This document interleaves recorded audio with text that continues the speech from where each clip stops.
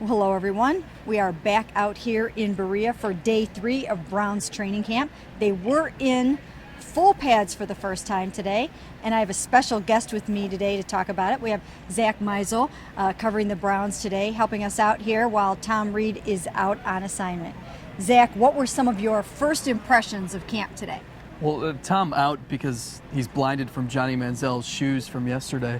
But a couple things. One, I think seeing guys in pads, you can just tell the enthusiasm is there. Guys are excited to finally get out, hit some people.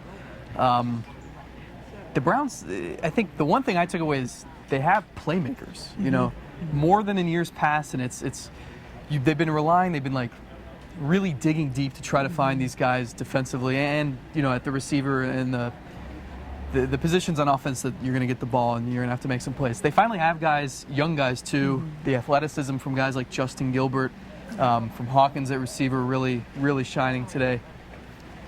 With the quarterback competition, it's got to be Brian Hoyer's to lose.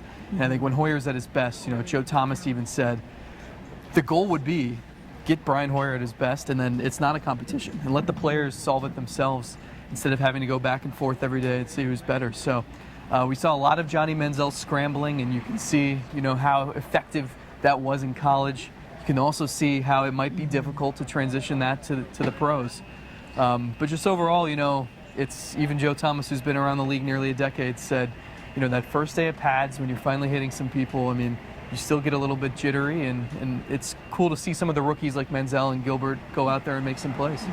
Absolutely. Now, today, again, you heard the crunch of the pads. They will do actually some live tackling on Thursday, tackling to the ground on Thursday, and again at the scrimmage on Saturday when they go down to the University of Akron. But like you said, they got Johnny on the move a little bit today, did some zone read and things like that. And boy, I think that's when Johnny Manziel is really going to start to shine. When he stands out here and tries to, you know, be the pocket passer that they're trying to turn him into a little bit more of, you just don't really see Johnny football. So I think, you know, fans maybe got a little bit of a glimpse of that today.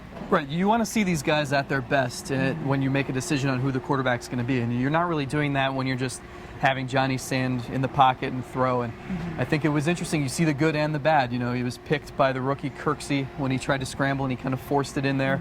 And you also saw him make some plays with his feet and then throw the ball downfield on the run. So you take the good with the bad and you compare that to kind of the steady hand in Hoyer, and you figure out what you like better. And we shall see how the quarterback competition goes along over the next few days because Brian will be taking the first team reps all the way through tomorrow. Then they'll reevaluate it on Wednesday, and when they come back on Thursday, there might be some changes in a few things here and there. But for now, the real portion of camp has begun. The pads are on, and we'll start to see who shines. And that's it from Brown's training camp in Berea.